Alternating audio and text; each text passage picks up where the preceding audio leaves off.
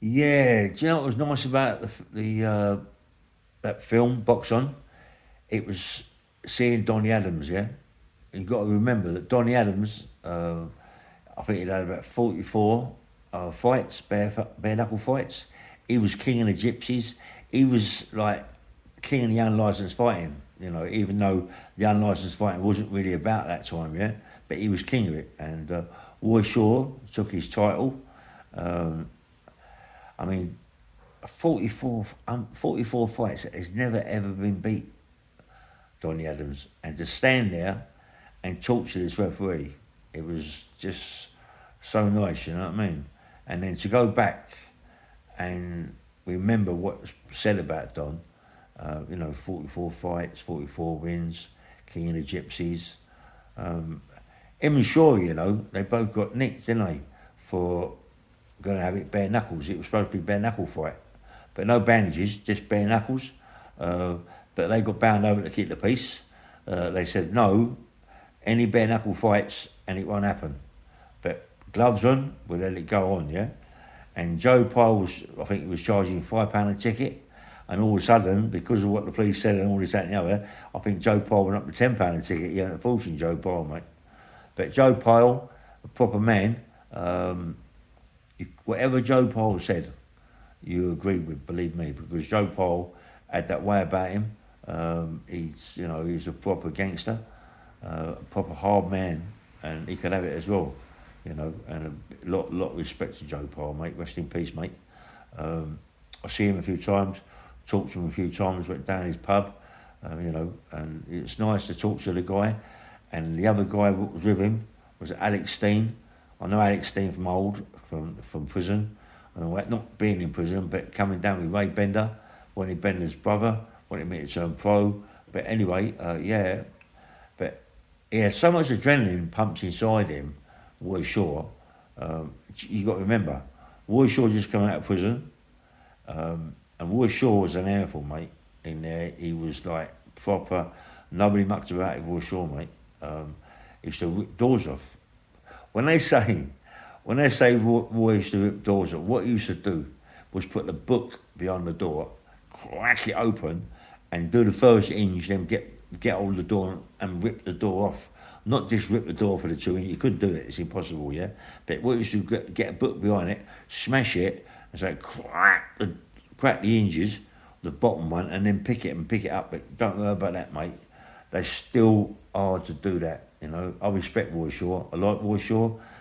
He didn't muck about. He didn't muck about with words. Very lightly spoken. He wasn't a sort of like guy that growled really.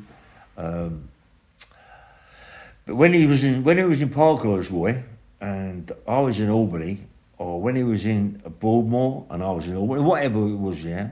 There was a big reputation of him taking doors off, yeah. And my thing, believe it or not, I was a big man, big powerful boy really. I used to take the door handles off, yeah, of prison cells. The old-fashioned door handle, just one handle. But then you got the two handles, didn't you? The two click handles. Well, I used to bend them so much that the pin used to come out of it, yeah? The pin used to come out of the handles. There was a pin in between. I used to squeeze them so tight and rip them off that way. Not take the handle. I couldn't take the whole thing off, yeah? But with the other ones, the old-fashioned one, just that brass handle, I used to rip it off, yeah.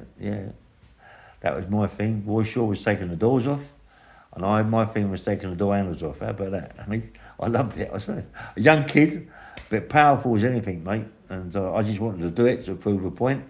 Roy Shaw must have heard about me. A lot of people must have heard about me when I was in Albany doing it. Mad. And the Scrubs, Wandsworth. If they'd have caught me, they'd have killed me. They must have known it was me, but couldn't prove it, you know what I mean? Well, they must have, because there's no one else could do it, you know what I mean? I was just too big and powerful. But Roy Shaw, Roy Shaw, Donny Adams, they were the first two, really, to do the unlicensed fights. And it started off with Roy Shaw, yeah, and Donny Adams. But to me, those two, Roy Shaw, Donny Adams, they're the legends. You got Bartley Moe, is it Bartley Moe? he's a legend, we know. But Donny Adams and Roy Shaw, they're the ones who started it all off, you know what I mean? And to have that man stand in front of you, Donny Adams, and talk to me and shook my hands and all that, you know, it was like just so nice. I thought, yes, mate. Yeah, yes, mate, you're a legend. And I've got so much respect for you, you know what I mean? So much respect. I didn't say it, I just felt it inside me. And to see him referee fights and all that, you know, yeah, man, I was so happy to meet this man, yeah. I know I get just, you know, like you get little tingles when I talk about him, mate, because it was just, I respect someone like that, you know, who's king of the gypsies. And don't forget, the gypsies can have a fight because they're born to fight, aren't they? When they're kids, they're born to fight. It's one of them things that happen. You know, a caravan come out, fight other kids. You know, it's just one of them things. And yeah, what sort of life did Donny Adams have? You know what I mean? What sort of life has he gone through to have all them fights, 44 fights, 44 wins? That's some record, doesn't it? You know, bare knuckle as well. Think about it, you know.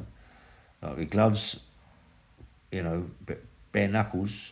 And you see Donny Adams' face, you look at him, and you can see, you know, the cuts and on his over the top and underneath, around the side where it's puffed up. You see all the little splits under there. You know what I mean?